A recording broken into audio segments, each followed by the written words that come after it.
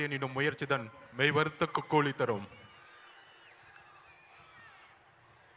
எப்படி இருக்கீங்க? எப்படி இருக்கீங்க?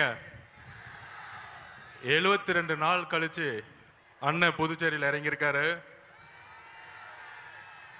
அது எதுக்காக நம்ம தெரிஞ்சுக்கணும். கிட்டத்தட்ட கரூர் சம்பவத்துக்கு அப்புறம் முக்கியமா நான் இங்க சொல்றேன், இங்க இருக்க காவல்துறைக்கு ஒரு மிகுந்த கரவொலியோட நம்ம நன்றி சொல்லணும். மிகுந்த கரவொலி. இத பார்த்து சிஎம் சார், தமிழ்நாட்டு தான் வந்து காவல்துறையில சட்டம் ஒழுங்கு சரின்னு சொல்றீங்களே, கொஞ்சம் தெரிஞ்சுக்கோங்க. ஒரு சின்ன மாநிலம் புதுச்சேரின்னு சொல்றீங்களே, இந்தியாவுக்கே இந்த காவல்துறை ஒரு முன்னுதாரணமாக இருந்துகிட்டு இருக்கு. காவல்துறை மட்டுமல்ல, இங்க இருக்கக்கூடிய ஒட்டுமொத்த மக்களும், இங்க இருக்க முதலமைச்சர் அவர்களுக்கும் எங்களோட நன்றியை நாங்க தெரிவிச்சுக்கிறோம்.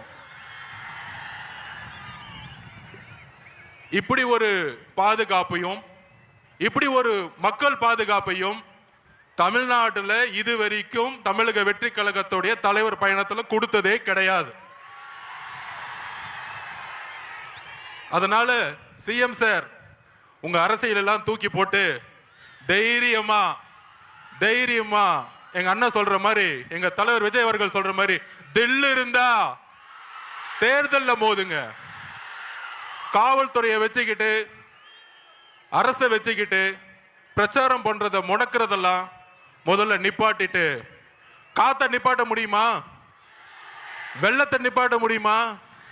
அதுதான் தமிழக வெற்றி கழகத்துடைய பிரச்சார பயணம் இன்றையிலிருந்து தொடங்கிருச்சு. ஏன் புதுச்சேரி அப்படின்னு ஒரு கேள்வி இங்க இருக்க எதிர்கட்சிகள்லாம் சொல்லிட்டு இருந்தாங்க, என்ன புதுச்சேரிக்கு வராரு? இதே மாதிரிதான் எம்ஜிஆர் கிட்ட கேட்டாங்க, நீங்க தமிழ்நாட்டில் முதலமைச்சர் ஆக வேண்டியதானே, ஏன் புதுச்சேரி வந்தீங்க அப்படின்னு. புதுச்சேரி மக்கள் ஒரு நல்ல ஆட்சி, ஒரு நல்ல கல்வி, ஒரு நல்ல போக்குவரத்து வசதி, ஒரு நல்ல மருத்துவம், இதுக்காக இன்னும் ஏங்கிட்டு இருக்காங்க.